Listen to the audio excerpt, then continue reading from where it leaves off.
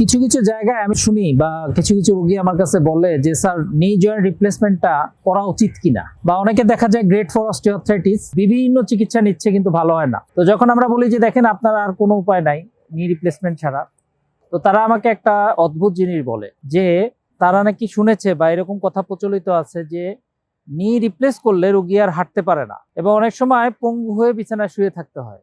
অর্থাৎ অপারেশনের আগে ভালো থাকে, অপারেশন করে বেশি খারাপ হয়ে যায়। তো আমি এই জিনিসটা পরে ভাবলাম যে মানুষের ভিতরে এই ধরনের চিন্তা ভাবনা কেন আসলো বা আসলে এটা কি হয়। তো পরে যেটা বের করলাম যে নি রিপ্লেসমেন্টের পরে কারা রেজাল্ট ভালো হয় না, ধরনের ঘটনা কি কোন কোন ক্ষেত্রে হয়। নাম্বার 1 হলো যদি নি রিপ্লেসমেন্ট সেই ধরনের লোকের করা হয় যাদের আগে থেকে রিমিটিক ডিজিজ থাকে, অর্থাৎ বাত জাতীয় যে ডিজিজ গুলো সেগুলো যদি থাকে, তাহলে ওইটার চিকিৎসা না করে যদি নি রিপ্লেস করা হয় তাহলে কিন্তু সে ওই আগের মতোই থাকবে বা ভালো হইতে পারবে না, তার ব্যথা ভালো হবে না। 2 হলো নি জয়েন্ট রিপ্লেসমেন্টের পরে যদি সে সঠিক নিয়মে ব্যায়াম, ফিজিওথেরাপি এবং যে এক্সারসাইজ গুলো দেখানো হয় সেগুলো যদি না করে তাহলেও কিন্তু তার নি জয়েন্টে প্রবলেম হতে পারে।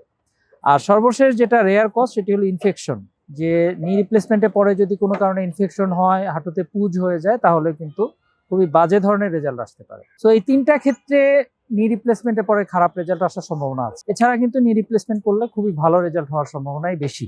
ধন্যবাদ সবাই।